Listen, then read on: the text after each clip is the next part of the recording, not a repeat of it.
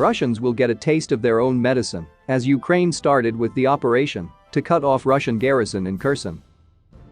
Ukrainian troops have struck a strategic bridge essential for Moscow to supply its forces occupying the country's south, as Russia pounded several areas in Ukraine with rocket and artillery strikes. The Ukrainian military struck the Antonivsky Bridge across the Dnieper River late Tuesday, the deputy head of the Moscow-appointed administration for the Kherson region, Kirill Stromosov, said. He said the bridge was still standing, but its deck was pierced with holes, stopping vehicles from crossing. An official from the Russian-installed regional administration said that, due to the shelling, the bridge had been closed to pedestrians as well, but that it still maintained its structural integrity, the Reuters news agency reported. The 0.9-mile bridge sustained serious damage in Ukrainian shelling last week when it took multiple hits. It was closed for trucks, but it remained open for passenger vehicles until the strike late Tuesday. Ukrainian forces used the US-supplied HIMARS multiple rocket launchers to hit the bridge, Stromosov said. The bridge is the main crossing over the Dnieper River in the Kherson region. The only other option is a dam at the hydroelectric plant in Kakhovka, which also came under Ukrainian fire last week, but has remained open for traffic. Knocking the crossings out would make it hard for the Russian military to keep supplying its forces in the region amid repeated Ukrainian attacks.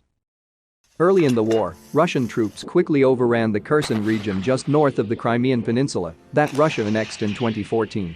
They have faced Ukrainian counterattacks, but have largely held their ground. The Ukrainian attacks on the bridge in Kherson come as the bulk of the Russian forces are stuck in the fighting in Ukraine's eastern industrial heartland of Donbas, where they have made slow gains in the face of ferocious Ukrainian resistance.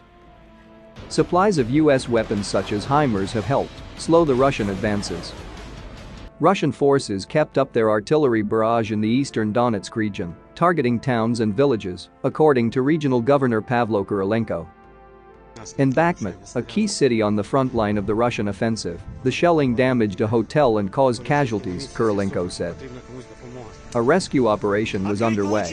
Amid Moscow's push to take full control of the eastern Donetsk and Luhansk regions, Russians have gained marginal ground northeast of Bakhmut, according to a Washington, D.C.-based think tank.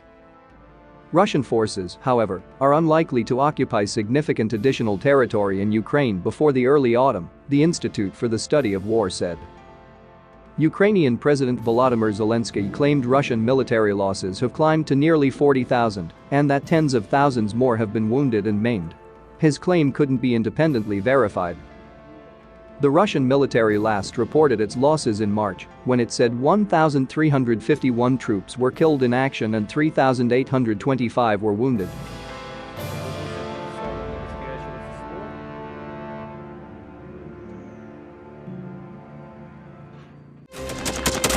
Thanks for watching, and don't forget to subscribe.